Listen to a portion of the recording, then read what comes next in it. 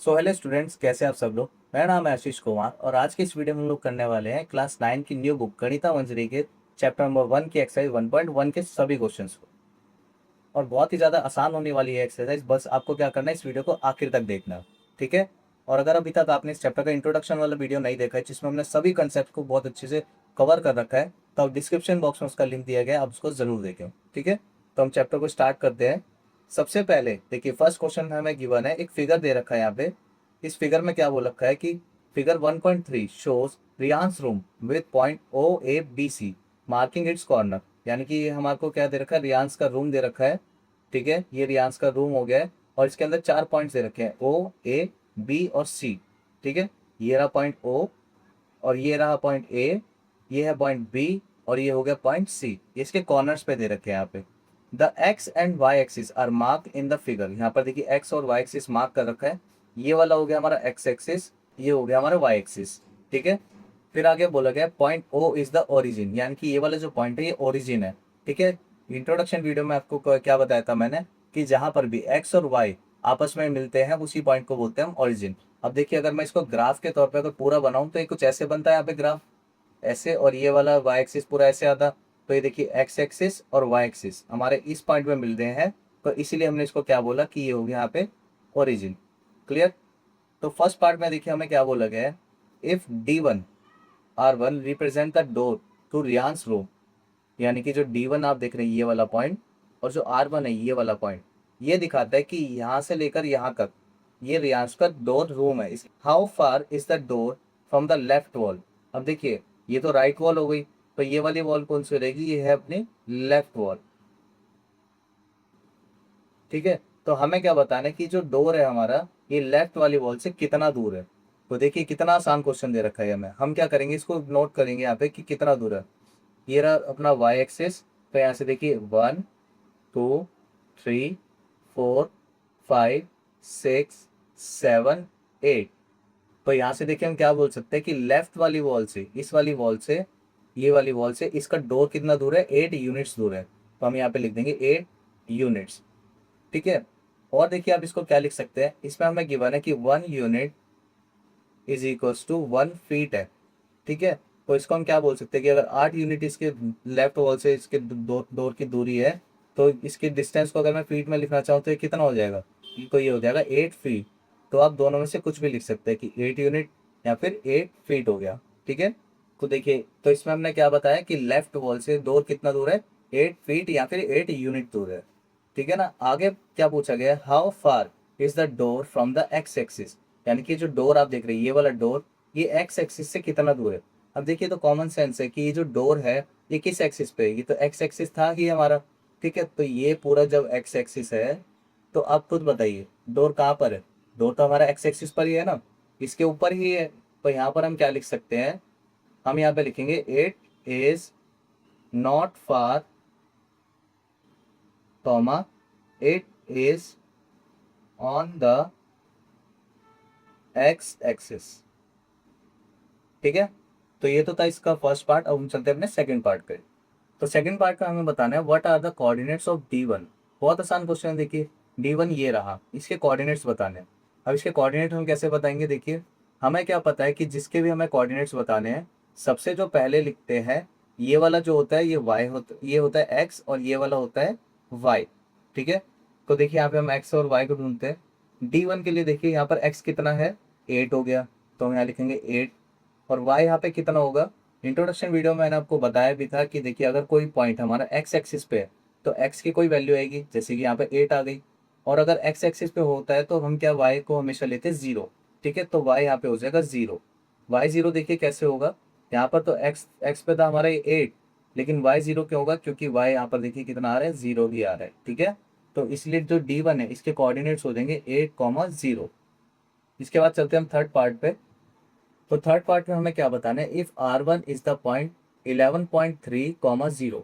ये रहा देखिए R1, इसके यहाँ पे कोऑर्डिनेट्स दे रखे हैं 11.5 और 0 दे रखा है। हमें बताना है how wide is the door, यानी कि ये जो डोर आप देख रहे हैं ये कितना चौड़ा है। इसको करने का सिंपल सा तरीका है, हम यहाँ पे लिखेंगे विड्थ ऑफ डोर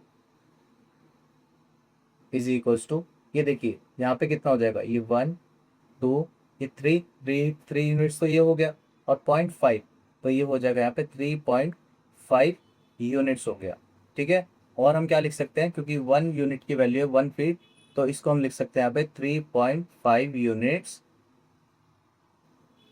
इंटू में 1 फीट, तो उसको निकाल देंगे हम कितना, 3.5 फीट हो गया ये। ठीक है, तो ये तो हो गई डोर की width.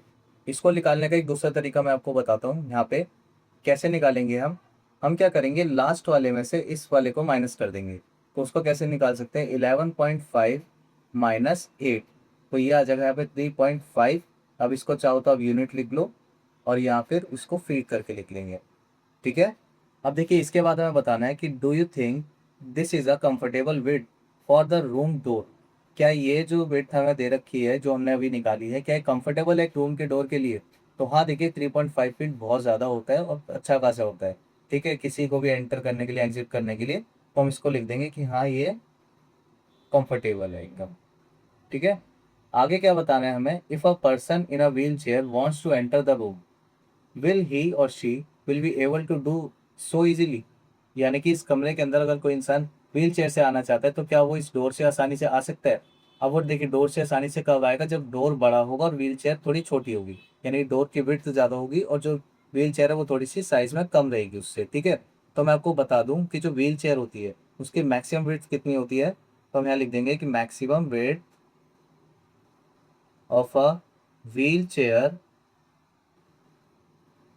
Is equals to 2.5 feet हो जाता है, मैक्सिमम होता है ये। ठीक है, तो देखिए जब व्हील चेयर की जो विड्थ है वो 2.5 है, और हमारी डोर की विड्थ हो गई 3.5, तो अब ये तो कॉमन सी बात हो गई कि देखिए जो डोर की विड्थ ज़्यादा है और व्हील चेयर की विड्थ कम है, तो जो व्हील चेयर वाला जो पर्सन है वो इजीली डोर के अंदर एंटर कर जाएगा। तो देखिए इसके लिए हम यहाँ पे लिखेंगे, ही और she will be able to do so easily as the door's width is more than wheelchairs width. ठीक है, तो जो हम क्या बोल सकते हैं यहाँ पे कि जो डोर की विड्थ है वो व्हील चेयर की विड्थ से ज़्यादा है, इसलिए वो इजीली इसके रूम के अंदर एंटर कर जाएगा। ठीक है, तो ये तो था थर्ड पार्ट। अब हम चलते हैं फोर्थ पार्ट पे। अब देखिए फोर्थ पार्ट के अंदर बोला गया है, इफ B1 के पॉइंट्स ये हैं एंड B2 के पॉइंट्स ये हैं, represent the ends of the bathroom door. Bathroom के डोर को दिखा रहे हैं दोनों पॉइंट्स। ठीक है, is that bathroom door narrower और wider than the room door. तो जो बाथरूम का जो डोर है वो कमरे के डोर से ज़्यादा छोटा है कि बड़ा है, ये बताना है। ठीक है, तो बाथरूम का डोर देखिए उसके पॉइंट्स कहाँ है, एक ये आ गया B1 और ये हो गया B2, यानी कि यहाँ से लेकर यहाँ तक हो गया बाथरूम का डोर, और यहाँ से लेकर यहाँ तक था अपने रूम का डोर। ठीक है, अब मेरे को क्या बताना है इन पॉइंट्स की हेल्प से कि कौन सा डोर ज़्यादा नैरोअर है, यानी कि बाथरूम का डोर नैरोअर है कि नहीं है। ठीक है, इसको देखिए कैसे करेंगे हम, सबसे पहले हम क्या करेंगे, इसकी विड्थ निकाल देते हैं कि बाथरूम के डोर की विड्थ कितनी है। तो इसको लिख सकते हैं विड्थ ऑफ